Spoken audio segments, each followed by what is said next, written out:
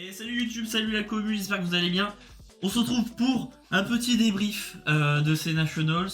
Je le fais parce que ça avait déjà assez plu l'année dernière quand je l'avais fait. C'est aujourd'hui la vidéo la plus vue de ma chaîne en fait. Donc je me suis dit allez, pourquoi pas le refaire. Et je vais expliquer un peu comment j'en suis arrivé là, les entraînements, mon choix de héros, ma stratégie. Et en espérant que ça vous plaise, je vais essayer d'aller le plus vite possible, de donner le plus vite le plus de rythme possible. Mais bon, ça va durer longtemps, c'est sûr. Donc, perdons pas plus de temps. Première étape dans un tournoi, c'est quoi? C'est le choix du héros. C'est, on va dire, un choix assez crucial. Ici, en fait, après Varsovie, en fait, il fallait choisir un nouveau héros. Vu les cartes qui étaient sorties avec Part the Mistveil, je savais que la Dory Decimator ça marcherait plus. Et donc fallait que je rota sur autre chose. Il y avait plusieurs prétendants au poste de nouveaux héros que je voulais jouer. Donc il y avait Azalea qui était et qui est plus ou moins toujours le tier 1 aux côtés de Zen. Il y avait Dorinthea potentiellement resté sur Dorinthea. Ça peut toujours surprendre, il y en a qui sont toujours pas préparés à la fatigue forcément. Donc pourquoi pas. Il y avait Kaio qui a aussi des très bons Woodright, qui était le deck solide avant Part the Mistveil. Il y avait Nu qui me plaisait bien en fait dans l'idée parce que pas mal de blocs, pas mal stable. Nu. Et Zen. Le problème c'est que ce qui est de Nu et Zen, en fait on n'avait pas encore les decks, pas encore les perfs que le perso pouvait faire. On joue en open format, c'était un peu... c'était le Far West en fait. Mais on a playtest, bref. Donc il faut poser un peu les pour et les contre de chaque héros. Donc je l'ai fait cas par cas. Zen, on est sur un deck qui est aggro, très peu de blocs. Et on est sur du coup les bons points, les mauvais points. Les mauvais points c'est un miroir comme coin flip. C'est vrai que le premier qui va avoir son transcend va être directement avantagé dans le match-up. Et il y a peu de possibilités d'outplay dans le miroir, sachant que c'était ce qui allait être le plus représenté. En fait, en traînant, on a vu que c'était beaucoup trop fort. C'est instable. C'est vrai que en fait, quand le deck il veut pas sortir, eh bien il sort pas du tout. Quoi. Et on peut rien y faire. Et le problème aussi, mais après là c'est purement personnel, c'est que c'est combo. Je suis pas fan de la mécanique de combo. Après, voilà, c'est assez personnel.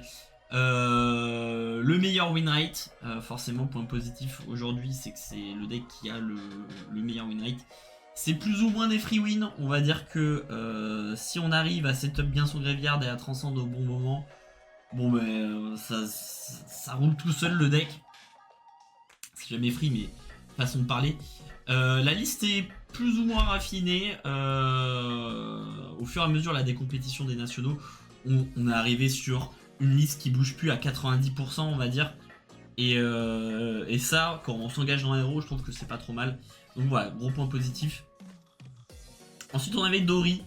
Potentiellement rester sur Dorinthea pour ce Nationals. Le problème, c'est par The Mistveil. La fatigue, ça marche moyen parce que on a des outils dans Par The Mistveil. Et on a Zen qui, vu qu'on propose pas de disrupt, va setup et il va faire un très gros tour qui va juste nous détruire. Et plus d'effet de surprise en fait parce que si je me ramenais avec Dorinthea, il y avait beaucoup de gens qui savaient que je jouais pas Hachette mais Decimator. Donc il y a plus cet effet de surprise de side. Le deck est connu en fait, tout simplement. Point positif, j'avais une bonne maîtrise du deck. Et la liste est raffinée forcément vu que il y a juste eu les Roddy Locals en ajout. Et le personnage est stable, ça on peut pas y enlever, ça c'est clair que c'est ultra stable. Donc bon, c'était envisageable, je l'ai sorti, mais c'était envisageable toujours. On avait Nu, le problème c'est que la liste était pas raffinée, en plus on voyait dans les Nationals des listes complètement différentes. Avec des doubles Mistblade, des listes très redliner, beaucoup de cartes qui changent d'une decklist à l'autre. Donc pour moi c'est assez... on sait pas trop où on va. Moi ça me plaît pas trop, voilà. J'avais pas les cartes, tout simplement, j'avais pas les petits strikes. On pouvait se les faire prêter, mais moi ça m'embête toujours de me faire prêter des cartes. quand je peux éviter, j'évite. Et peu de temps de train, forcément, parce que en Armory, j'allais pas avoir les cartes. Talichar, je trouve ça assez peu représentatif. Donc, peu de temps de training pour tous les persos de Path of Mistveil, hein, d'ailleurs. Donc, ça, c'était un problème. Effet de surprise, forcément, parce que si en fait, moi j'ai très peu de temps pour train, mes adversaires vont potentiellement pas avoir trop de temps de train contenu non plus. Donc c'était un potentiel effet de surprise dans ces nationaux. Stable, alors c'est plus ou moins stable, mais c'est quand même assez stable avec la plupart des cartes qui bloquent 3. On peut mettre DDR en plus à l'intérieur, enfin c'est ultra stable, on peut attendre des tours pour faire des bons tours de disrupt, c'est assez cool. Ça a des bons win rates dans les persos de la méta. Donc pour moi c'était quand même un bon choix. Et c'est vachement adaptable en fait parce qu'on a beaucoup de slots et ça va avec les listes pas raffinées. C'est qu'on a pas mal de slots où on peut mettre des cartes si on veut tech. Mettre des poppers à 7 par exemple, on peut mettre des blancs, on peut mettre des weakest link, dans les ratios qu'on veut, on peut mettre des removable. Il y a beaucoup de choix en fait de side en fonction de ce qu'on veut target. Et ça c'est assez appréciable. Donc voilà, Nuke était quand même aussi, j'aurais dit, mon choix numéro 2. On a ensuite Kaio. Kaio c'était le deck qui était ultra strong. Et le problème c'est que avec l'arrivée de Path of Mistveil, il a complètement chuté. Mais bon, on le savait pas, enfin moi je le savais pas avant que les cartes sortent forcément, donc je l'envisageais, Kaio. Le problème c'est discard Blood Rush, j'avoue que ça m'aurait mis un coup au moral de faire un draw discard Blood Rush ou Reckless Swing. Donc ça c'est un truc que non, c'est non. J'avais pas les cartes, certes on me proposait de me prêter le deck, mais pas les cartes. C'est toujours gênant de se faire prêter des cartes. Donc non. La liste était raffinée, donc il y avait juste quelques changements à faire avec les nouveaux héros. Donc c'était pas très handicapant, donc bon point positif. Des bons résultats, donc oui, il avait des bons résultats, le deck, ça c'était sûr. Un bon win rate, ouais, donc contre tous les persos de la méta, et facile à jouer. Je trouve que Kaio, c'est pas. On n'a qu'un seul plan de jeu, c'est faire le maximum de dégâts avec les mains qu'on a. Et ça, c'est assez facile à prendre en main. Donc j'avais le temps de pivot de Dorinthea à Kaio sans trop de problème. Donc c'était un des points positifs. Mais j'ai jeté mon dévolu sur Azalea. Pourquoi? Parce que je trouvais que le deck faisait des bons résultats et était aussi assez facile à prendre en main, mais quand même avec des possibilités de play, des prises de décision, donc ça me plaisait bien Azalea. Les points négatifs du deck, c'est 4 boosts en main. Bon, une main sans flèche, ça te tue ta game, hein. Donc ça c'était un problème. Moi j'aime pas trop tout ce qui est un peu tu draws une mauvaise main, c'est ciao. Enfin ça se voit dans les decks que j'ai joué déjà auparavant. Dash, Dorinthea, c'est des persos stables. Moi j'aime pas trop avoir une main et pas avoir de possibilité de l'exploiter ou ne pas pouvoir bloquer avec, c'est trop handicapant. Un autre mauvais point c'était Prism. Le match-up était pour moi c'était l'enfer. Les points positifs c'était que la liste elle était raffinée. Forcément on a Brody Spurlock qu'il a joué dans cette nouvelle méta Path of Mistveil et qui a sorti la liste et des gens l'ont prise et on perd avec. Enfin la liste il y avait quelques changements qu'on pouvait faire mais c'était raffiné. De bons résultats forcément, encore une fois Brody Spurlock et je sais plus. Quelqu'un a gagné aussi avec Azalea, bref. Un bon win rate, c'était facile à jouer. Et les mains de 4 boosts, forcément, mais quand on a une flèche en arsenal, c'est beaucoup plus simple à jouer. Parfois, en fait, le deck se pilote de lui-même, en fait. Il n'y a pas vraiment de complexité à ce niveau-là. Et on avait en plus Mika dans la team, qui est un très bon joueur de Azalea. Donc, moi, j'étais serein sur ce pick. Et du coup, une fois ce pick fait, on est parti pour le training. Et le training, comment ça se passe, c'était des entraînements forcément, des games de Talichar pour prendre en main le deck. Moi je trouve que Talishar c'est vraiment un des meilleurs outils pour faire des mains, pour s'entraîner à faire des mains et tester différents match-up. C'est indispensable en fait pour train. On avait bien sûr des sessions d'entraînement avec la team pour tester des match-up. En fait, l'avantage d'avoir une team, c'est que on tombe pas sur des random gens qui jouent des decks un peu hasardeux sur Talishar et on peut vraiment jauger la puissance d'un deck comment tech. Enfin, c'est bien mieux de jouer avec des gens qu'on connaît et dont on connaît le niveau. Et les armories. Alors, les armories, nous à Bordeaux, on a beaucoup de chance. En fait, on a 2 LGS qui sont en contact. En fait, les deux magasins sont en contact l'un avec l'autre. Et du coup, en fait, ils ont préparé un peu aussi ces nats.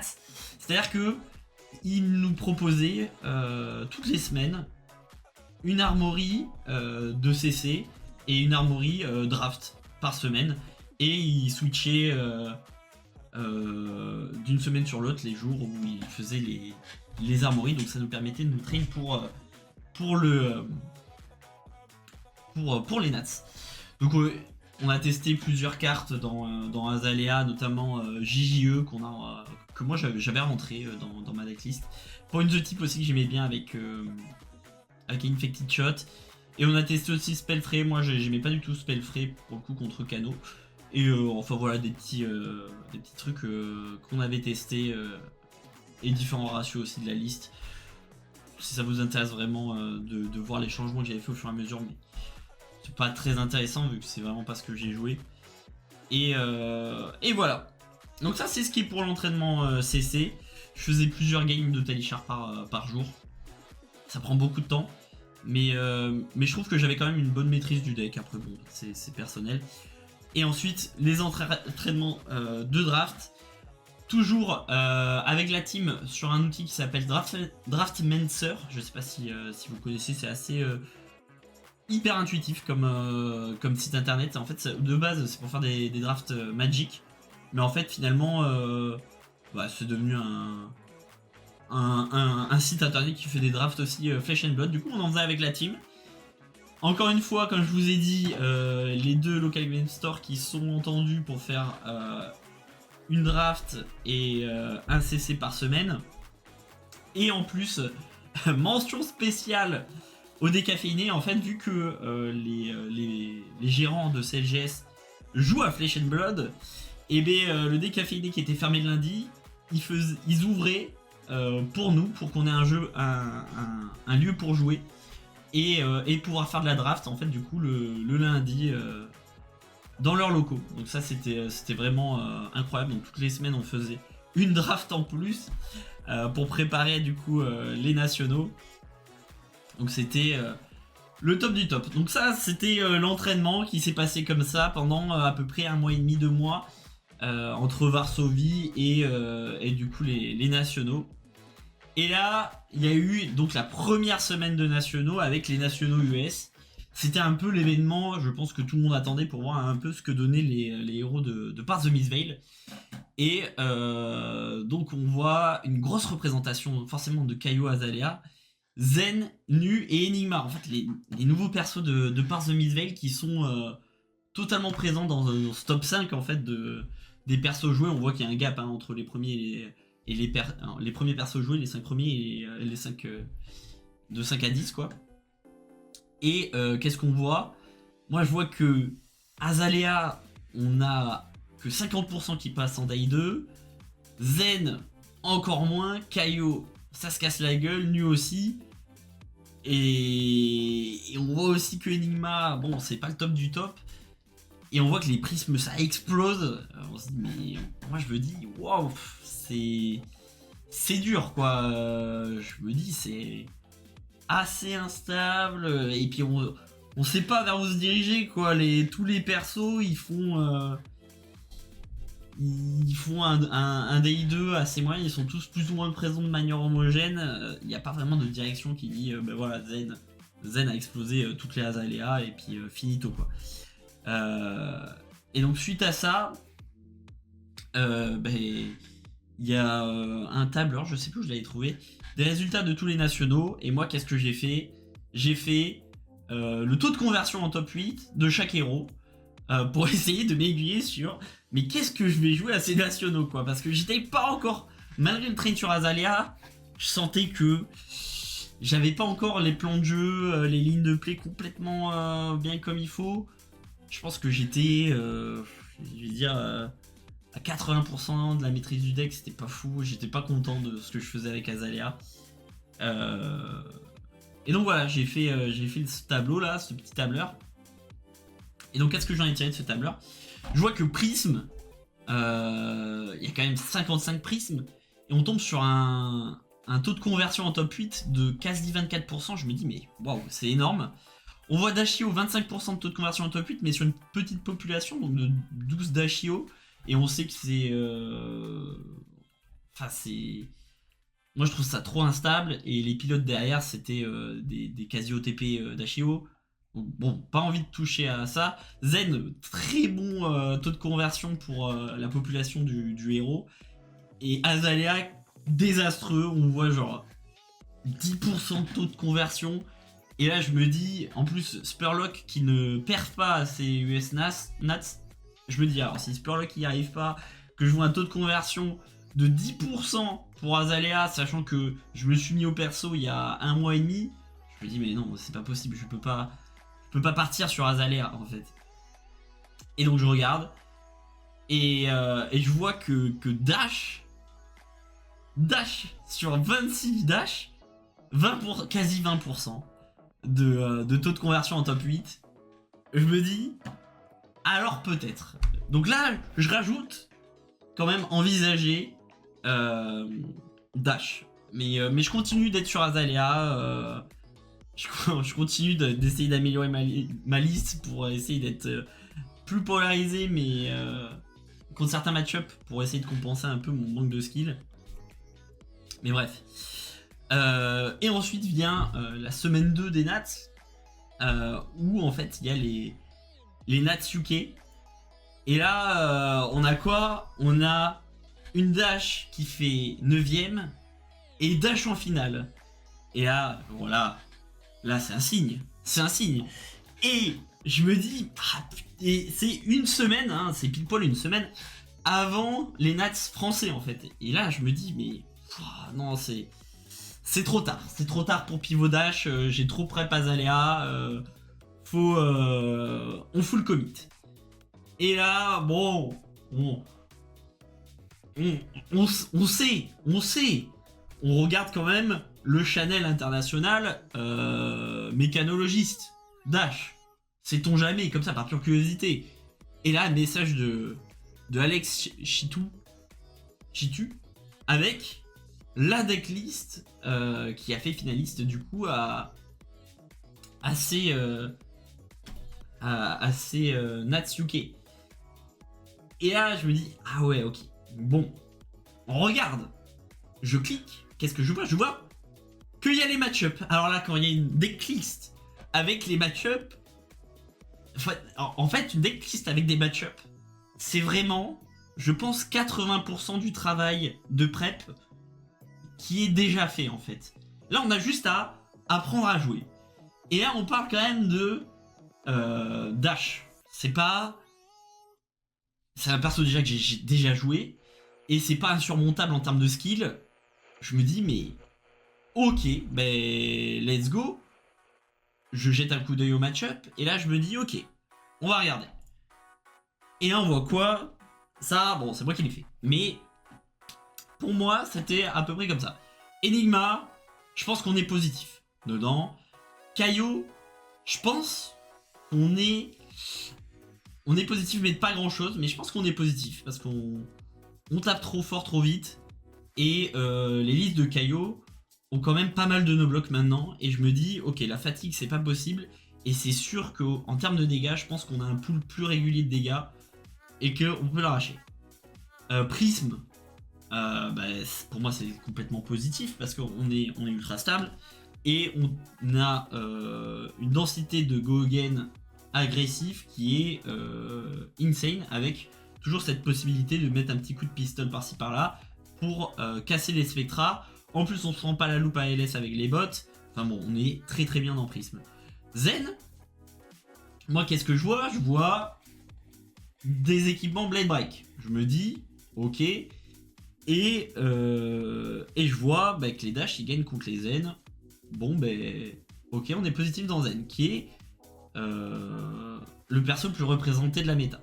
Kano, on est positif dans Kano, bien sûr, parce qu'on a une grosse densité de bleu, je crois 26-27 de mémoire. Et on a AB3 sur 2 équipements. Et on a pareil un pool d'agression qui est trop important pour Kano.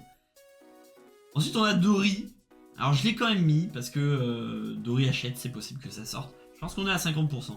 Ensuite, Azalea, compliqué. Je le mets à 45%. Parce qu'il y a trop de disrupts, il y a les Raids in the Ledger, il y a un gros pool de dégâts tous les tours qui est constant. Et enfin, il y a Nu. Je le mets aussi en négatif. Pourquoi? Parce que toutes ces cartes bloc 3, voire 4. Et si on prend un tour pour setup, derrière il y a la disrupt qui peut tomber, donc 45%.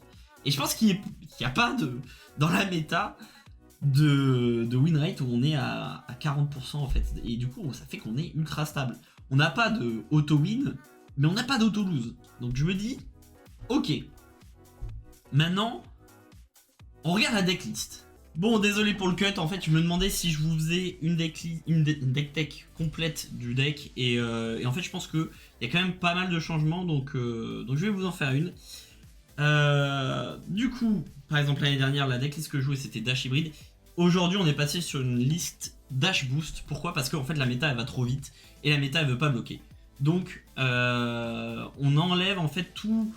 les slots qui étaient les items, les induction chamber, les plasma purifier, et on passe sur une liste qui veut taper fort et vite, mais avec quand même des équipements pour essayer de tanker et ne pas perdre de tempo sur l'agression.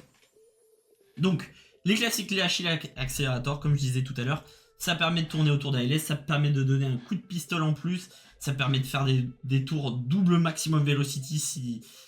Soyons fous, c'est une des meilleures bots, je pense, du jeu. En fait, si on booste, on peut les péter en instant pour gagner un point d'action. Crown of Providence, tout simplement pour essayer de sauver un arsenal si on a la disrupt qui arrive en face, ou même changer une carte de la main pour trouver des solutions sur des tours, par exemple Maximum Velocity ou High Octane, pouvoir essayer de fixer ses mains. On a aussi en tête la Balance of Justice, bien sûr, qui est un incontournable, on va dire, contre tous les decks qui piochent de cartes, c'est-à-dire Ninja, c'est-à-dire Brut. On va faire un maximum de value avec cette Balance of Justice. Nouvel ajout, avant en fait on avait que soit Adaptive Plating, soit Gauntlet Gauntlet. Maintenant on a le Stonewall Gauntlet, qui fait donc 2 values de bloc sur une attaque qui est boostée, voire plus, notamment contre Zen. En fait, on va pouvoir faire donc bloquer 1, réduire de 1. Souvent, il va jouer, on va le faire sur Descendant Gust Wave. Derrière, il va jouer Bonds, forcément la carte combo qui va avec, qui va avoir -1 parce que c'est toutes les actions de la combat chain qui vont avoir -1. Il va bannir une carte avec Bonds. Cette carte ne peut pas être jouée en dehors de la combat chain où il y a ce Bonds of Ancestry, donc il va la jouer et ça va encore réduire de -1, donc ce gant peut faire jusqu'à 4, 5, 6 de value. Ça peut être par exemple sur un Bonds Chase the Tail, il peut aller chercher les 5-6 de value. Donc insane contre le top méta aujourd'hui qui est Zen. Donc rien à dire, ce gant est tout simplement parfait, et minimum 2 de value. Donc on prend, ça peut aussi bloquer un breakpoint, enfin c'est incroyable. Ensuite, un des meilleurs torses du jeu aussi, le Teclofandry Hearts. Quand on boost, on peut payer 1, banish de cartes et gagner une ressource pour chaque carte mécano bannie. Bien sûr, on joue toujours que des mécanos, donc c'est une ressource en plus pour fixer tous nos tours et pouvoir être stable dans tous nos tours. Sachant que, vu que encore une fois la méta est ultra agressive, en fait on s'en fout de bannir des cartes. Le but c'est de taper vite et fort, et Trick of Andreot permet cette stabilité. Et de fixer un peu toutes les mains. On a le Tectoplasma Pistol, c'est un indémodable, on veut pas en changer. Pourquoi? Parce que sur les tours à Octane, bien sûr, on va pouvoir taper plusieurs fois avec ce pistol qui n'a pas le one sparter en attaque. Juste on attaque avec lui. Et voilà.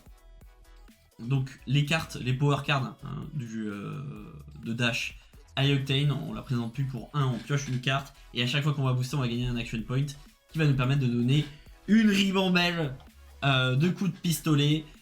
Ça fait partie des gros tours pivots de Dash. C'est juste incroyable cette carte. On a Maximum Velocity, ça permet de close mais toutes les games quasiment. On fait boost, Maximum Velocity. Que dire de plus, pour 2 tapes à 10, voilà. Sachant que toute la liste est plus ou moins optimisée pour le sortir le plus facilement possible. En fait, on a plein de boosts qui boostent à 0. Juste pour faire, par exemple sur un Teclocore, on a un Teclocore, on fait boost, MV, sans même pitcher. Donc juste avec une main de 4 cartes, on le sort comme ça et un Teclocore. C'est ultra efficace. Pulse Wave Harpoon, qui est aussi le seul outil de disrupt de Dash. Complètement broken. Hein. Pulse Wave, quand à sa sortie, on savait que c'était auto-win dans tous les decks. Ça permet de prendre une bleue sur un Zen par exemple. Ça permet de prendre n'importe quelle carte et de juste détruire les tours adverses. Parce que, encore une fois, hein, comme je disais, on est dans une méta où on veut pas bloquer. Et là, on force à bloquer et c'est juste trop fort. Sprocket Rocket. Ça, c'est un peu le nouvel ajout, on va dire, de cette decklist. Encore une fois, pour aller avec les High Octane et les Maximum Velocity. Des boosts à 0. Celui-là a un effet en plus qui peut être intéressant. C'est si on banne un item en le boostant, il gagne plus 1. Donc c'est un petit plus, voilà. Ça peut faire du 0 pour 4 go again. Donc on prend, c'est pas... Voilà. Les probax arrivent, c'est très mince. Mais quand ça arrive, tu es content et tu le prends. Forcément, T-Bone. T-Bone qui dans la méta fracasse tout. En fait, Zen va être obligé de bloquer avec son traverse, potentiellement sans avoir Transcend encore. Pareil pour Nu, elle va bloquer avec son masque qui lui permet de faire de la disrupt sur la moitié de ses bleus à peu près qu'elle a dans le deck. Ça va lui enlever la tunique. Ça va enlever la tunique à Enigma, ça va forcer le bloc traverse sur Enigma. Enigma est détruite avec les T-Bone parce que ses pieds n'ont pas de valeur de défense, ses mains sont cloques sans valeur de défense. C'est-à-dire que T0, vous faites T-Bone, c'est terminé. Plus d'équipement sur la Enigma, plus de tunique, plus de traverse. Donc c'est broken. Dans la méta actuelle, la plupart des héros jouent avec leurs équipements. Même Azalea, elle va jouer avec sa tunique. C'est une carte en plus, un compteur tunique. Et sa coiffe qui va lui permettre de débrique des mains. Ici, on lui donne plus la possibilité. Donc vraiment trop fort T-Bone dans la méta. Throttle, bien sûr, pour juste taper. Pour 2, 6 go again. Voilà, bon bah tout est dit. Hein. Et en bleu aussi parce que c'est un breakpoint. Et ça permet, quand c'est dans la pitch stack, pouvoir quand même faire des derniers tours qui sont un peu plus percutants. Voilà, Throttle, bleu et rouge. Twin Drive, bien sûr, cet ajout qui est arrivé avec Bright Light, incroyable, double boost. Ça permet de combo, bien sûr, avec High Octane, ça va nous donner 2 points d'action. Ça permet de combo avec Maximum Velocity, où on peut, avec une bleue, un boost à 0 et Twin Drive, on fait Twin Drive, boost 2 fois, en pitchant la bleue. Un boost à 0 quelconque, un T-Bone on va dire. On casse la chaîne, fonderie, hop, Maximum Velocity. C'est beaucoup trop fort. C'est encore une fois 4 cartes et on fait un tour à... on va dire que c'est un T-Bone bleu, on peut faire 15-16. 16 avec 4 cartes. Bon bah voilà, que demander de plus. C'est juste trop fort. Les 0-2-60, bon ben... On les fait en rainbow parce que c'est boost, ça coûte 0 et ça tape fort. Voilà, tout simplement. On a les hyper hits aussi, meilleure value du jeu pour 1 tape à 5. Go again, voilà, en rainbow. Donc on joue vraiment les meilleures cartes de mécano. On a Spark of Genius. Pourquoi? Parce qu'en fait ça permet sur nos T0 de pouvoir aller chercher un item, un deuxième pondeur par exemple. Et même dans nos tours où on a gros, on peut faire un petit tour à 2 cartes. Hein. Rocket en boost, hop, derrière Spark of Genius, on va chercher un Teclocore, on pioche une carte, Arsenal, fin. Et même pouvoir aussi, quand on a beaucoup de bleus, pouvoir les rentabiliser. J'ai fait ce move là. Hein. On boost, on pitch 2 bleus, on fait Spark pour X égale 2, hop, on va chercher un deuxième Tecloponder, on draw et on reboost derrière et on trigger l'effet Tecloponder. En pétant bien sûr les bots qui nous permettent de récupérer le point d'action, vu que ça n'a pas go again, heureusement, sinon ça serait complètement fumé. Mais voilà, Datalink, une petite bleu boost 0, bloc 3. Voilà, bon, le opt, on s'en fiche, hein, vraiment. Mais très appréciable dans le deck. On a bien sûr le Teclocore, Tecloponder. Le but, c'est quand même aussi de potentiellement high roll sur nos T0. Et donc, du coup, 3 Tecloponder, c'est quand même pas mal. On a en inventory les backup protocoles, en fait, contre les match-up qui vont un peu s'éterniser. On va pouvoir sortir une EMV du cimetière et refaire un tour MV potentiellement un peu plus facilement en fin de game. Voilà, moi je ne l'ai pas utilisé sur Senats. Je l'ai mis dans le deck, mais j'ai pas eu l'occasion de vraiment le sortir. Mais c'est toujours cool, en fait, sur un tour Spark, on peut aller chercher ce backup protocole. Moi, je suis pas fan. Bon, après, c'est personnel. On a Induction Chamber contre les match-up où ça va être un peu plus... où ils sont capables de bloquer. Ça peut être Dory, ça peut être Nu. On va la mettre dans le deck. On va quand même Start Pounder. Et contre certains match-up, on va l'avoir dès le début. Notamment Prism, notamment Enigma, quand on veut faire plein de maillons de chaîne, c'est très utile. Donc en x1, on garde quand même un peu cette tech du pistol. Voilà. Scramble Pulse, je l'avais dans ma liste. Je le mettais quand le side me demandait de le mettre. Ça ne m'a jamais été utile. Voilà. Donc ça, c'est ce qui va sortir directos. C'est quand même une bonne carte. En fait, c'est... quand on y réfléchit, c'est pour 2, 5 go again avec potentiellement 6 de value en combo avec les T-Bone, en fait. Et potentiellement, on va aller casser des Blade Break sur les Warriors. Donc pourquoi pas. En fait, dans l'idée, pourquoi pas. En réalité... voilà, mais pas fou, voilà. T-Bone jaune, qui est en side, pourquoi? Parce qu'en fait, contre certains héros, juste on n'a pas besoin de ça, de casser les équipements à outrance. C'est pas ce qu'on va chercher à faire le plus. Et du coup, c'est pas très utile, mais on rentre contre certains match-up que vous pouvez voir dans sur la liste que je mettrai en description. Donc vous avez juste à cliquer dessus et vous verrez contre quel match-up on les met. Méganétique, c'est pareil, c'est en side. Si on a besoin de péter les équipements, on les pète avec ça. On peut les péter T0, ça peut être un gros high roll. Ça peut nous mettre bien dans la game dès le début. Donc ça j'aime bien. Signal Jammer, moi j'aime beaucoup contre Azalea et contre Kano. Pourquoi? Parce que contre Kano c'est une bleue et en plus c'est une non. L'adversaire doit jouer qu'une seule non-attaque action pendant son tour. Et Kano, même si il joue ses cartes en instant speed, ça reste quand même des non-attack action, du coup il peut en lancer qu'une. Et ça pendant 2 tours. Donc ça c'est juste incroyable. Bam sur justice, je vous l'ai dit tout à l'heure. Spellfray Gloves, donc qui sont arrivés un peu... c'est nouveau. C'est arrivé pour contrer Kano et franchement incroyable. En fait juste... c'est arrivé à cause de Kindle, je pense principalement. Et ça le bloque pas mal. En plus de toutes les bleus qu'on a, et donc cette AB2 sur la tête qu'on a avec Visortronic, uniquement contre Kano, et ça fait extrêmement bien le taf. Donc voilà, je vous laisse la liste en description. n'hésitez pas à la prendre. Moi je pense que il y a certains changements que je vais faire avec l'arrivée des prochaines compétitions.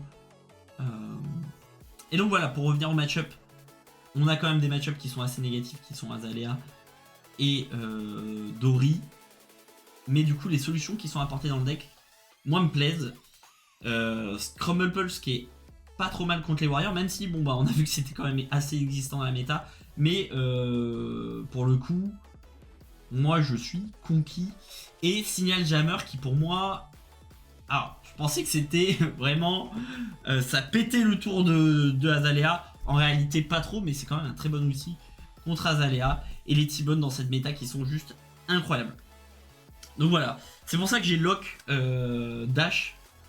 Et en plus, petit esprit shonen, comme j'aime le dire. On revient avec le même deck que l'année passée. Et ça me plaisait un peu ce petit flavor. Sachant que j'étais pas vraiment ultra à l'aise sur Azalea, même si je pense que je suis pas non plus le plus mauvais joueur Azalea. Donc, hop, petite prep. Qu'est-ce qu'on a dans notre sac à dos de tournoi? On a une bouteille d'eau, ultra important. Des pommes-potes, ultra important. Des grannies, ultra important aussi, pour grignoter entre les petits matchs. Et ultra important, toujours avoir le papier avec tous ses sides. Franchement, ça repose le cerveau. Et c'est un gain de temps. Franchement, tous les jours, faites ça. Ayez votre papier avec tous vos sides. Je conseille. Même si vous pensez les connaître par cœur, vraiment, ça évite des erreurs. Et quand vous êtes en train de side, hop, vous regardez, ok, les cartes que j'ai là dans ma main qui vont dans ma boîte, c'est celle qui est écrite sur ma decklist. Vraiment ultra important. Donc, début des nationaux. Premier round contre Steph, du coup, qui est de ma commu bordelaise. Et on avait déjà fait 5 ou 6 matchs dans le Airbnb. Je m'en suis sorti en 5-1. Peu importe qui commençait, j'étais assez confiant sur le match-up. Et donc là, je gagne le toss. Et qu'est-ce qui se passe? Je T0, un deuxième Take Ponder. Donc là, bon, la game pour Zen, c'est clairement un enfer. Sachant que en plus, je mets en arsenal un High Octane. Donc là, c'était le tour parfait. Je vois pas de meilleur tour 0 possible pour Dash. C'était le high roll parfait. Donc je gagne. Voilà. En fait, je vois pas vraiment de commentaires à faire sur les games. À part ça. Bref. Aussi, ouais. J'ai mis repairing point d'interrogation parce que en fait, ce que je trouve un peu dommage sur ces nationaux, c'est que le round 1, alors info que j'ai entendu, j'avais pas trop capté, mais en gros il y aurait eu 12 buys au round 1. Pour moi, je trouve que c'est donner un trop gros avantage en fait, surtout dans cette méta où vraiment le round 1 c'est le round que personne ne veut perdre. Vraiment, personne ne veut perdre ce round 1. Parce que quand on prépare son deck pour un tournoi, il y a des héros. On se dit, ok, bon, ils sont jouables. Mais les probas qui perdent sur les premiers rounds est assez haute. Donc, je vais pas tech contre. Et on verra, ça passera comme ça. Et en fait, si on perd le round 1, on peut potentiellement se retrouver contre des persos qui sont pas censés performer dans cette méta, mais qui sont parfois ultra polarisés en fait. Par exemple, moi je tombe sur un Teclovosun, bah, je suis triste en fait. Et donc là, imaginez je perds ce round 1, et round 2 je tombe contre un Teclovosun qui a perdu. Et ben je repère en fait, tout simplement. Et là je fais potentiellement un 0-3 en CC et c'est la fin des nationaux en fait. Et du coup ce premier round, le gagner c'est ultra important pour pas tomber contre les decks un peu off méta qui ont de fortes probabilités de perdre quand même ces premiers rounds. Et donc donner 12 buys comme ça à des personnes, je trouve que c'est donner un trop gros avantage en fait.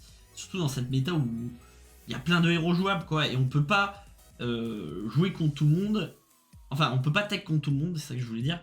Et du coup, il y a une RNG des match-up qui est ultra importante, je trouve. Et du coup, enfin ouais, je suis moyen fan de pas avoir fait un repairing.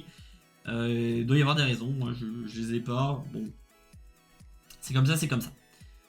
Du coup, round 2 qui a été streamé, je tombe contre Zen encore et contre Antoine Peck. Donc j'ai le toss. Pas d'item T0 et pas de bon arsenal T0. Je fais une sortie qui est vraiment mollassonne. Je sors pas de MV, je sors pas de high octane. Et je les attends et ils arrivent pas. Et je perds. Parce que lui il arrive à cette option de Graveyard.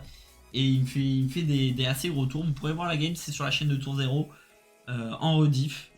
Tout simplement le round 2. Voilà. Round 3 contre Levia. Donc là j'étais en 1-1. J'avais vraiment pas envie de perdre ce match-là.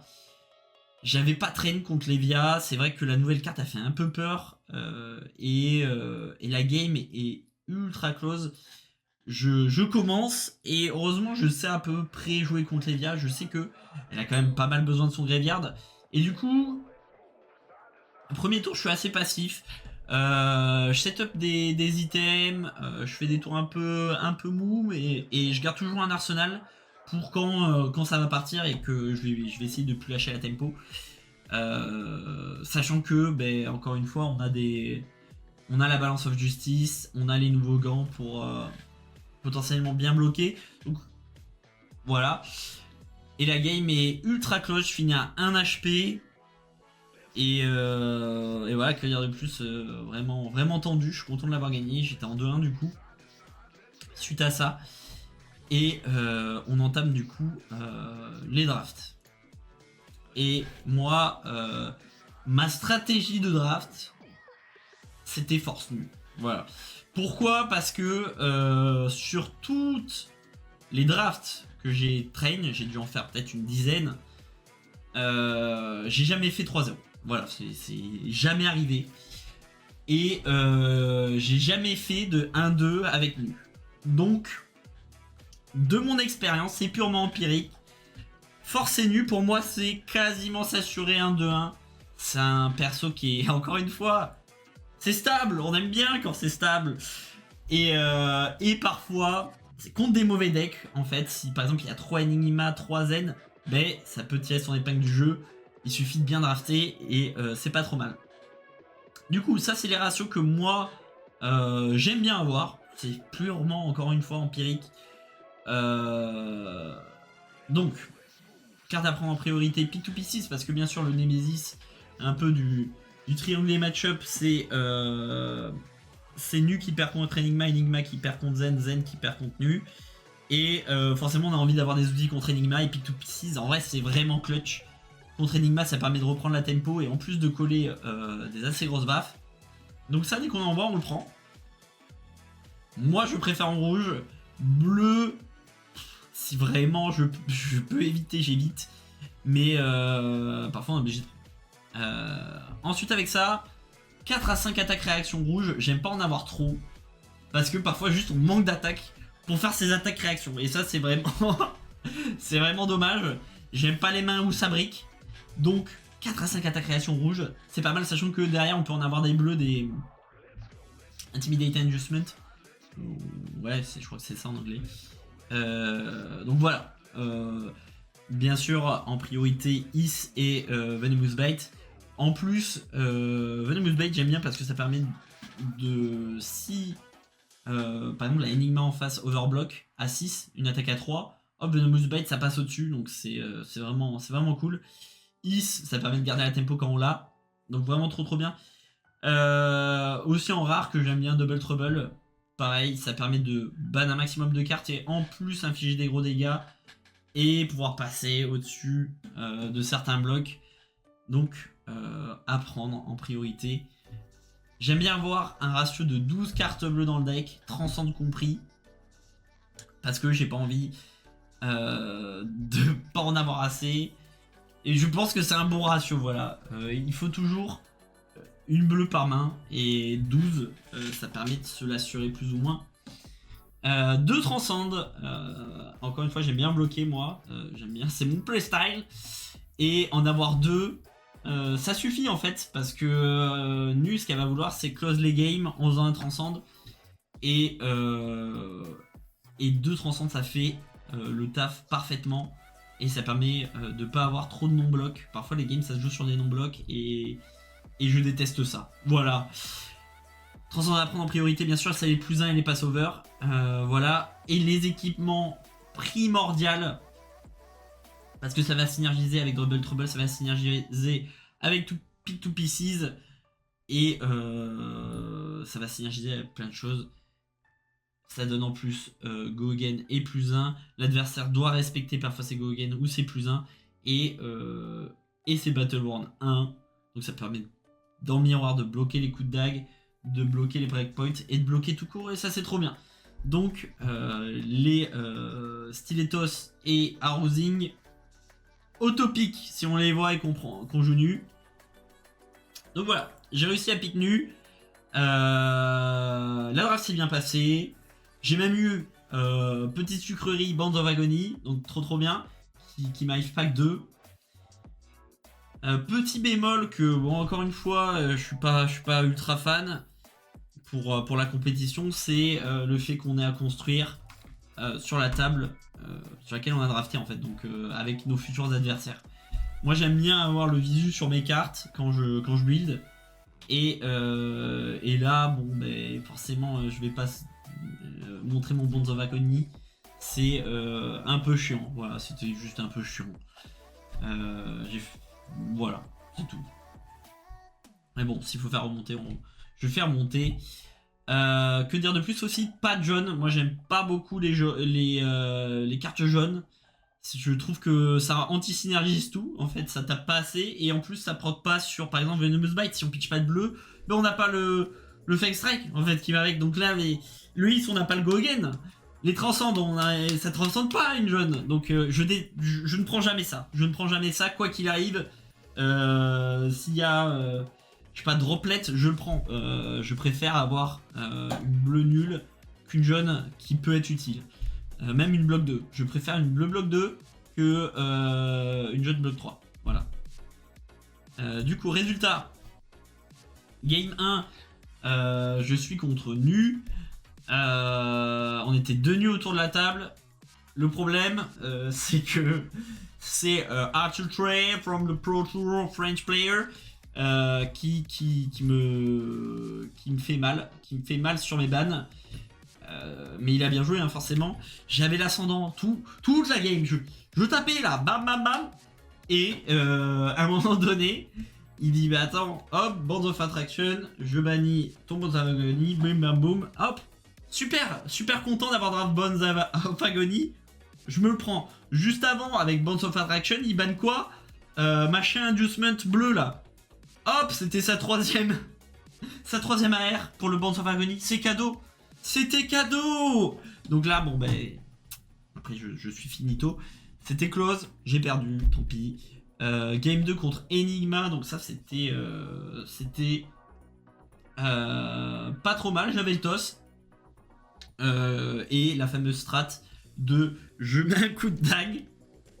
Et ok, c'est pris en face.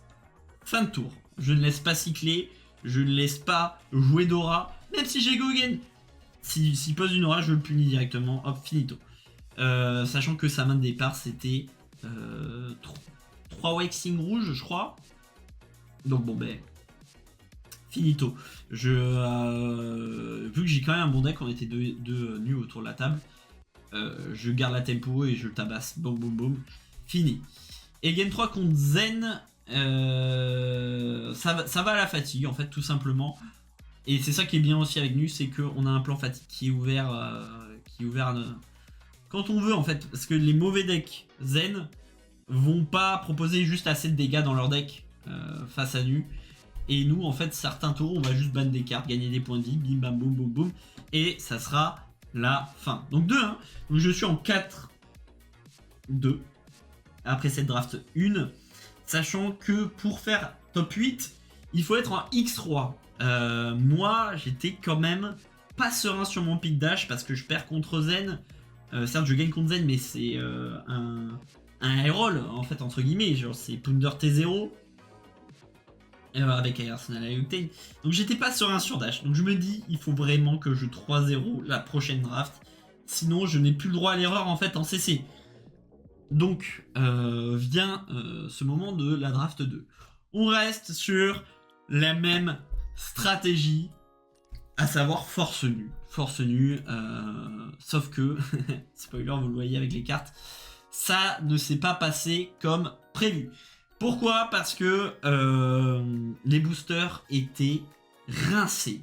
Ils étaient nuls. Les premiers boosters étaient complètement nuls.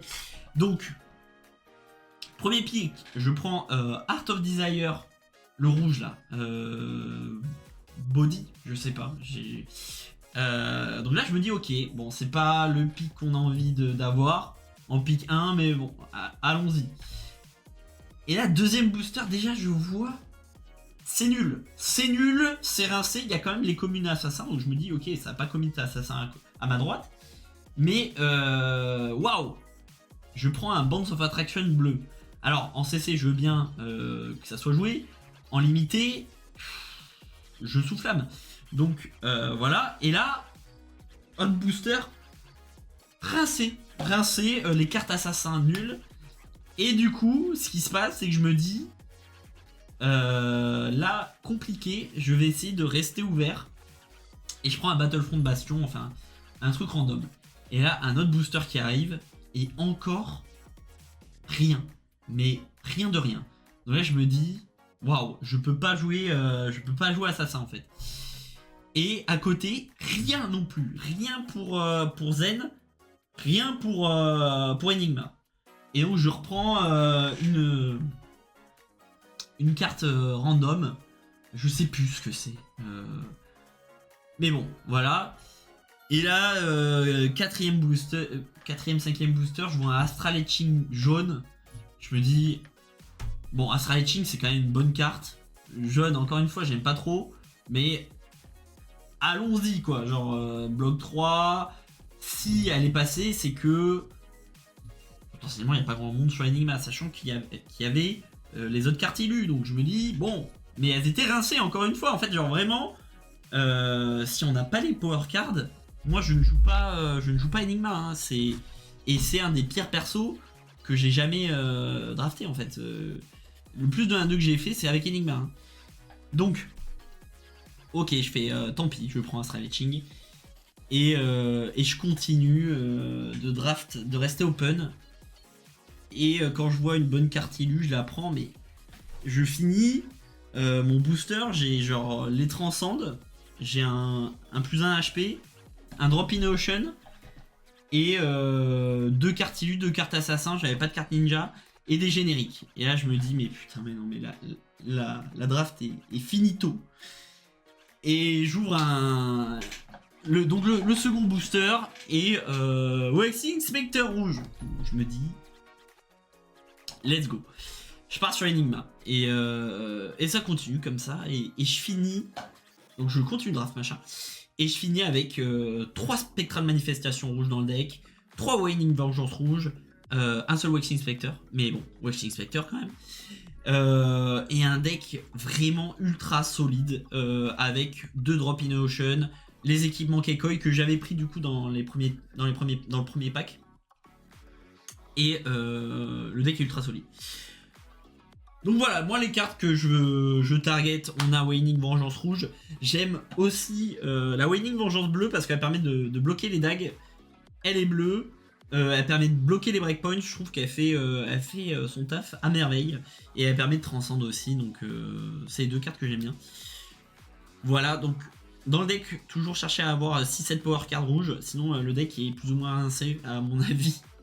Toujours pas de jaune dans le deck. Voilà, c'est vraiment naze. Waxing Spectre, c'est incroyable. Ça permet d'attaquer, puis de bloquer au tour d'après ultra bien. C'est le top du top. Pour moi, c'est The GOAT. C'est même mieux que Waning Vengeance, je trouve. C'est encore personnel. Hein. Spectral Manifestation, top du top aussi. Quand on a un deck qui bloque bien, en plus, on peut tenir ce Spectral Shield et on va tous les tours et grappiller de la tempo comme ça. C'est juste trop bien. 3 transcendes. Pourquoi 3 transcendes? Parce que encore une fois j'aime pas les non-blocs, voilà. Si en plus les transcendes c'est des trucs qui enlèvent de l'attaque, c'est toujours mieux. Et en fait j'aime pas en avoir que 2, parce que en fait en fin de game contenu, ça va se jouer au Spectral Shield et en fait elle peut bannir tes chi pendant son tour, quand c'est ton tour. Donc à éviter. Je préfère en avoir 3 et être sûr de pouvoir finir les games avec tes Spectral Shield. Je pense que 4 aussi c'est jouable. Voilà, moi je suis pas fan parce que j'aime bloquer, mais c'est tout. J'aime bien aussi, alors carte que beaucoup de gens aiment pas trop. Moi je l'adore, voilà. Single Maiden Détermination, bloc 3. Quand on a la tempo, ça nous permet de mettre un ward qui bloque quand même pas trop mal. Et en bleu et rouge, vraiment cool. On a fini d'attaquer avec nos auras. Et enfin, les équipements Kekoi, c'est le top du top, c'est trop bien. Pourquoi? Parce que contenu, ça va bloquer les dagues. Contre Zen, ça va bloquer les breakpoints gratuitement. Même celui qui est affiché là, le Skycrest Kekoi, mieux que la tête où on paye 1, ça ward 1 et on met une aura sous le deck. Mieux, voilà. C'est mon call. Donc, autour de la table, on était 2 Enigma en diagonale. Donc, round 1, on tombe l'un contre l'autre. Et il y avait autour de la table 4 Zen. C'est pour ça que c'était un peu... Il y a eu des pivots de partout. C'était un peu l'anarchie. Et du coup, 2 nus. Et je tombe contre du coup Enigma. Enigma, bien sûr, bon ben, je pense que vous l'avez déjà vécu en draft. C'est un 20-0 d'un côté ou de l'autre. Et là, ben, j'ai eu le toss. Et du coup, ben, c'était un peu 20-0 pour moi, malheureusement, pour mon adversaire. C'est comme ça. Ouais, c'est sad, mais c'est comme ça. Game 2, win contre Zen. Parce qu'en fait, du coup, les 4 decks Zen étaient plus ou moins éclatés au sol. Et ben, ça va à la fatigue, en fait, juste. Moi, j'attaque avec un Spectre. D'ailleurs, on me propose rien. Moi en plus j'avais du stuff pour bloquer, et quand j'avais on me cassait le board, mais derrière j'avais 3 spectrales manifestations rouges, donc je rebâtissais mon board et je balançais comme ça. Enfin c'était mon deck était monstrueux, hein, vraiment. Et game 3, malheureusement erreur de registration pour la decklist adverse. Et du coup, game loss pour mon adversaire qui jouait Zen. Bon, honnêtement, encore une fois, il y avait 4 Zen autour de la table. Moi, j'avais un deck ultra solide. On avait fait le toss, je l'avais gagné. Bon, j'étais pas trop mal quand même pour faire un 3-0 quand même. Mais bon. Du coup, je dois faire 2-1 le lendemain pour être en top 8. C'est quand même un poids qui est un peu allégé pour passer top 8.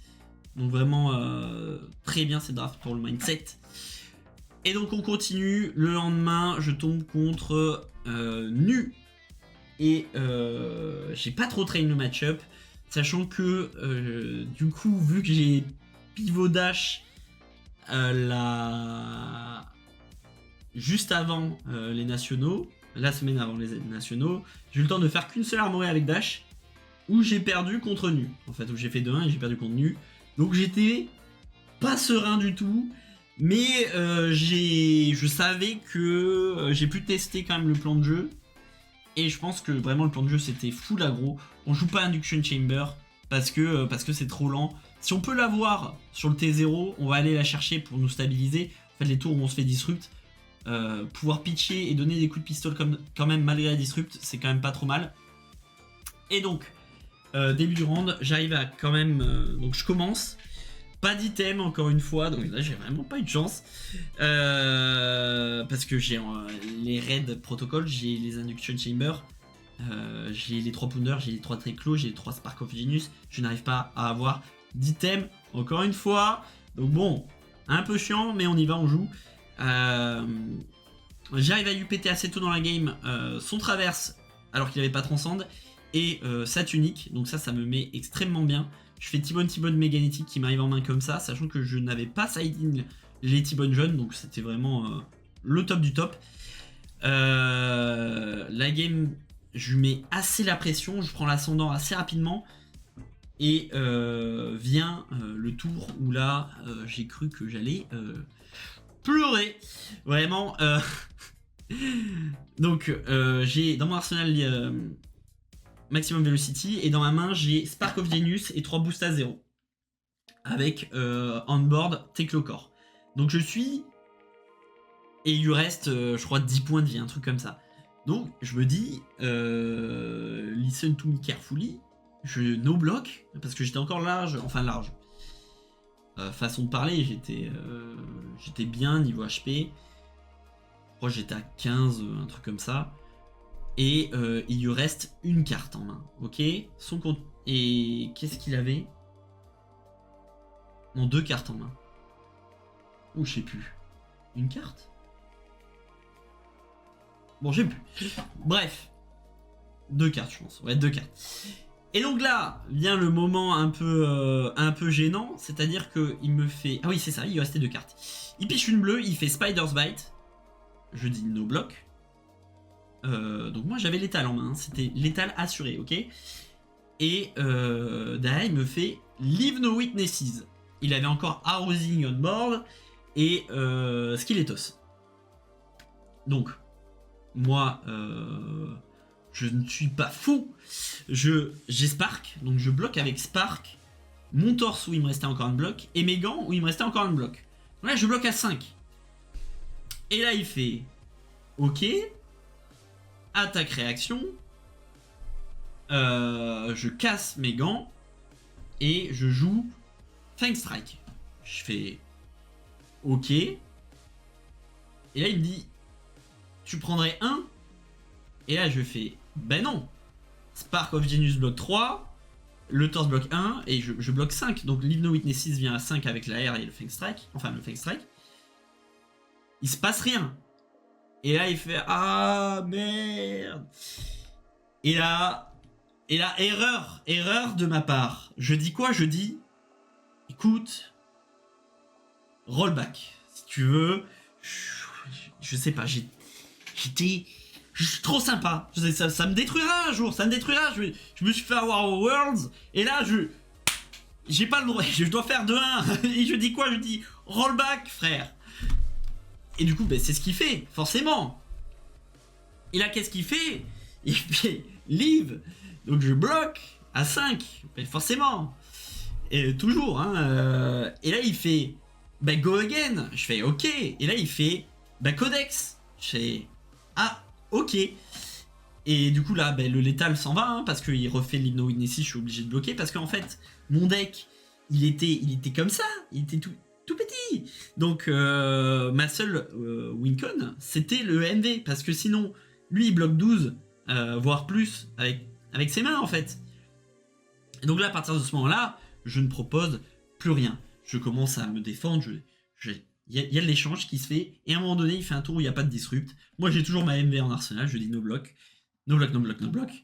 et je sors la MV et je gagne. Mais c'était tendu. Et ça a failli me coûter la game cette histoire, mais c'est passé. Bien sûr, je finis ce match. La commu bordelaise, j'ai failli me prendre un coup sur la nuque. Ils sont arrivés, ils étaient allés, non. Ils m'ont dit, tu fais plus ça, c'est fini. Je fais ok, c'est fini, je fais plus ça. Donc bon, j'ai failli m'en prendre une. Bon, on arrête, on fait plus ça. En tout cas, je suis en 1-0, c'est pas trop mal. J'ai plus qu'à gagner une seule game, win and in, on connaît. Rang 11, je tombe contre Azalea. Bon, Azalea, je me dis, partie streamée encore une fois, donc vous pouvez la retrouver toujours sur la chaîne de Tour 0 si ça a été upload, je ne sais pas. Et je commence, donc pas trop mal. Encore une fois, malheureusement, pas d'item T0, pas de power card en arsenal. Je pleure toutes les larmes de mon corps. Et du coup, ça ne fait rien. Je perds parce que honnêtement, cette game là, je ne vois pas le jour. Je me prends raid sur raid sur raid. Je peux rien faire en fait. Je peux vraiment rien faire, sachant que en fait, je suis obligé de setup les raids. Enfin, de bloquer les raids. Quand je suis sous raid, je me dis, bon allez, je mets un pondeur, je mets un tackle au corps. Mais en fait, je me fais clouer. Je suis cloué tous les tours. Je ne peux pas jouer. Donc je perds. Voilà, c'est un no match, hein, vraiment. Et donc là, c'est le win and in. Lévia contre Dash. J'ai déjà gagné contre Lévia, mais c'était chaud, donc je suis pas serein du tout. La game est aussi streamée sur la chaîne de Tour Zéro ou sur le Twitch, vous pouvez le revoir en review aussi. Et là, c'est encore ultra tendu. J'arrive à l'agro, à prendre l'agro. De son côté, pas trop de réussite sur les intimidates, sur les c'est vrai que alors en fait il s'est passé un tour assez cocasse. Je pense que je l'ai très mal joué ce tour. Bref, j'ai en arsenal High Octane. Dans ma main j'ai Maximum Velocity. Je pitch une carte, je sais plus quoi. Vous pourrez revoir la game. Et je fais boost. Et donc là, il me reste 2 cartes en main. Une carte en arsenal qui est High Octane. Donc il me reste ma MV en main, mon High Octane en arsenal et un boost à 0. Et en fait, mon plan c'était quoi? C'était faire le 3ème boost et jouer ma MV. Problème, c'est que je ne pouvais pas. En fait, parce que. Enfin, je pouvais, mais il m'intimidate et il m'intimidate mon boost. Donc là, j'ai plus que MV et je n'ai plus de boost. Et il me reste 2 flottants, je crois. C'est ça, ouais, 2 flottants. Et là, je me dis, qu'est-ce que je fais? Donc il me reste MV dans la main. High Octane en arsenal, 0-260 jaune, intimidate. J'ai plus le choix, en fait, là, je peux pas faire fin de tour. Genre un coup de pistolet, je fais quoi? Je garde, je m'y P1 avec 0-260 et je reprends une main avec High Octane en arsenal et MV dans la main avec 0-260. Ça n'avait pas de sens. Et du coup, je tente le tout pour le tout. Avec mes deux pitch flottants, je joue High Octane.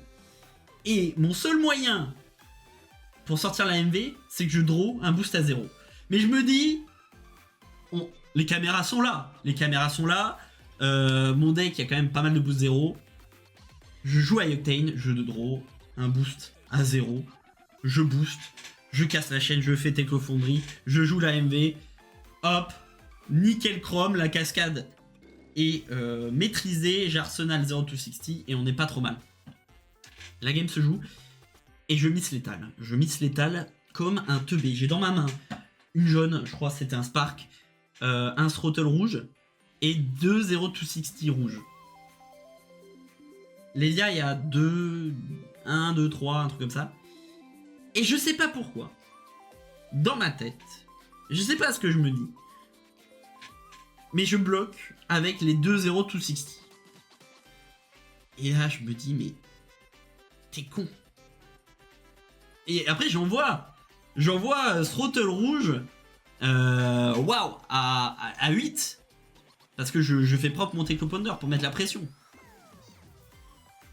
Mais en fait, avec 2 0-260 rouges, j'aurais fait 6 et 4. Donc ça fait 10 en fait, c'est mathématiquement supérieur. Et je sais pas pourquoi, dans ma tête, à ce moment-là, ça ne vient pas.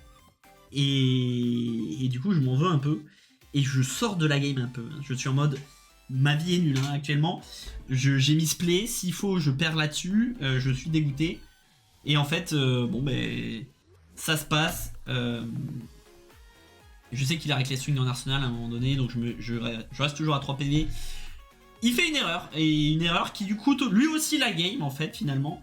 C'est que à un moment donné il fait Blood Rush, il fait Claw, Go Again, je mets les gants et le torse pour bloquer, et il fait je sais plus quoi là, celle qui dit elle peut être jouée si on a banni des cartes, enfin bref ça arrive à 9, sauf que ben en fait il a pas cassé la chaîne, et donc du coup les gants lui mettent -1, alors qu'il aurait pu casser la chaîne, ça coûtait rien, et ça venait à 9, et au lieu de ça c'est venu à 8 en fait. Et moi je finis la game à 1 PV. Donc vraiment, et je pense vraiment que la game s'est jouée à ça. Heureusement il avait pas de deuxième Reckless Swing, c'est vrai qu'après en stream, enfin moi à la fin de la game je lui demande t'avais un deuxième Reckless Swing, il me dit non j'en ai qu'un, je fais ah oui ok. Et après on fait la review de la game à la régie, enfin au cast. Et en fait il me dit ouais mais c'était sa main d'après en fait là, un autre Reckless Swing. Et je fais ah ouais bon, je fais ok bah tant mieux tu vois, mais non en fait il y avait qu'un seul Reckless Swing et il l'avait joué. Donc à 1 PV j'étais, il n'y avait pas de possibilité de mort, même si quand même je joue au tour hein. Enfin je joue au tour. Non mais je me suis dit il faut y aller quoi, genre j'ai pas le choix. Et donc c'est passé, et du coup qualifié pour le top 8. Et donc dans le top 8, ah merde j'ai pas mis l'arbre, tant pis. Et dans le top 8 il y a 3 nus, 3 zen et une Azalea. Et je me dis mais waouh, en vrai c'est pas trop mal. Je pense que Dash se met pas trop mal dans Nu et Aza, parce que j'ai déjà gagné contre Nu. Et je me dis non pas contre Aza, non contre Zen. Et donc je me dis ben ouais ok ça peut se jouer. Top 8, je tombe contre Aza. Et là vous allez me dire ouais ok, ça peut se passer différemment. Oui, mais je tombe contre la Aza contre qui j'ai perdu en road suisse en fait, le jour même. Mais qu'est-ce qui se passe? La game, honnêtement, je pense que ce jour 2, j'y étais pas du tout, hein, parce que j'ai vraiment mal joué. Je pense que de son côté aussi, il y a eu quelques erreurs, notamment le fait de craquer les équipements dès le début. Je pense que c'était plutôt une erreur. Et ça me mettait un peu à la portée de juste un double T-Bone et je détruis Tunic et Coiffe. Je pense que c'était pas justifié, surtout pour le tour qu'il fait. Je crois que je finis à 36. Ok, je prends raid, mais derrière je setup juste un Teclocore ou un truc comme ça, je sais plus. Mais ça m'allait très bien, j'étais très content. Et la game se passe et je perds. Malheureusement. Mais c'est ça, enfin, c'est le pairing. C'est le pairing, il a bien joué. Honnêtement, il a très bien joué. Et moi j'étais un peu pas dans. J'étais pas dans la game. Et très sympa en tout cas. Et voilà, fin du parcours pour les Nationals. Petite FAQ. Des questions que je me suis posé à moi-même finalement. Les prochaines compétitions, oui, il y aura du coup à la fin du mois là, de juillet, le Pro Tour Amsterdam, où je pense ramener Dash. Encore une fois, je vais faire quelques changements, notamment les Scramble Pulse, je pense les changer, mettre potentiellement un deuxième Signal Jammer. Enfin, il y a des trucs que je vais changer dans la decklist. À voir quoi, peut-être rentrer Goliath Gauntlet, peut-être Anabi. Il y a Elendale là qui a sorti une deck tech sur Dash aussi, parce que ça a bien perf en Australie, je crois que c'est ça, ouais. Et donc pourquoi pas tester sa decklist. Voilà, je vais pas faire les Worlds parce que ça coûte trop cher d'aller à Osaka, voilà. Et vu que peut-être avec une gold foil, une bonne gold foil que j'aurais pu vendre, ça aurait pu se faire. Mais honnêtement, c'est trop cher.